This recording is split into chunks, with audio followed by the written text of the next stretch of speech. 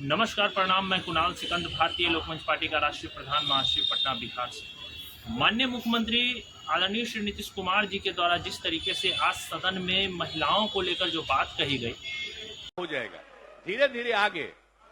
तो वो जरूरी चीज न है। तो जो हम लोगों ने कहा कि अगर पढ़ लेगी लड़की और वो जब शादी होगा लड़का लड़की में, तो जो पुरुष है वो तो रोज रात में जो सदिया होता है उसके साथ करता है ना, तो उसी में और पैदा हो जाता है। और लड़की पढ़ लेती है तो हमको मालूम था कि वो करेगा, ठीक है, लेकिन अंतिम में भीतर मत घुसाओ, उसको बाहर कर दो। करता तो है, तो उसी में आप समझ लीजिए संख्या घट रही है। अब आप जान लीजिए कि जो संख्या थी पहले, आप पत्रकार लोग भी ठीक, वो सुनकर आज काफी शर्मसार हो गया। क्या बोलते हैं, क्या करते हैं, कुछ पता ही नहीं चलता। अरे किताबों में भी पढ़ाई जाती है, लेकिन इतनी खोलकर नहीं पढ़ाई जाती जितना मुख्यमंत्री जी आज सदन में कहा। जिस तरीके का उन्होंने बातें कही, जिस शब्दों का उन्होंने प्रयोग किया, वो शब्द सुनने के बाद शर्म से आंखें झुक रही है, सर झुक रहा है। मुझे तो लगता है कि आने वाले समय में अगर मुख्यमंत्री जी, आगामी चुनाव है 2024 और 25 में, महिलाएं जो हैं उनके जनसभा में नहीं जाएंगी।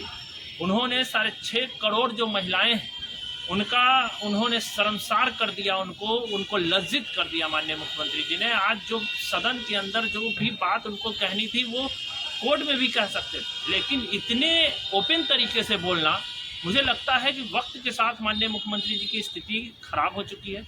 अब उनको जल्द ही जो है आराम की ज़रूरत है, उनको बेहतर इलाज की ज़रूरत है।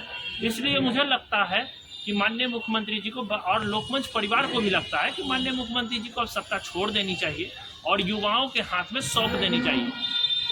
और उप मुख्यमंत्री तेजस्वी यादव जी, अगर आपको अच्छा लग रहा है ये सारी बातें, तो आप उनको शिक्षक बना लीजिए अपना और उनसे सीखिए, बेहतर रहेगा। लेकिन इस तरीके की अभद्र बातें जिस तरीके से उन्होंने कहा है, इसका विरोध आपको करना चाहिए था। ये गलत तो गलत, आप लोग सत्ता के लोभ में इस तरीके की बातें कर रहे हैं, ये दुर्भाग्यपूर्ण है।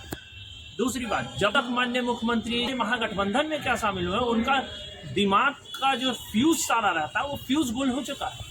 वो उनकी काम करने का तरीका और सलीका सब खत्म हो चुका है। माननीय मुख्यमंत्री जी, आपसे विनम्र निवेदन है, बिहार को बख्श दीजिए। ना आपसे कलाकारों के लिए कुछ हो पाया, ना शिक्षकों के लिए हो पाया, ना आंगनबाड़ी सेविकाओं के लिए हो पाया, ना ही किसी वर्ग के लिए हुआ, ना ही अधिवक्ता वर्ग के लिए आप कुछ कर पाए। तो आप किस वर्ग के लिए काम किए? 2012 तक जो काम हुआ, उसके बाद कोई काम नहीं इस प्रदेश के अंदर में हुआ।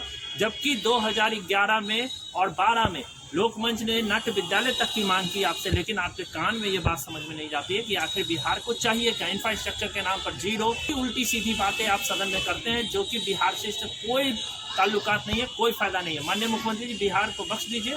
और आपने महिलाओं को आज शर्मसार किया है, बिहार की महिलाओं को खासकर शर्मसार किया है, और सदन के गरिमा को तहस नहस करके चकनाचूर आपने किया है। जय हिंद, जय लोकमंच, अमर सिंह अमर रहें।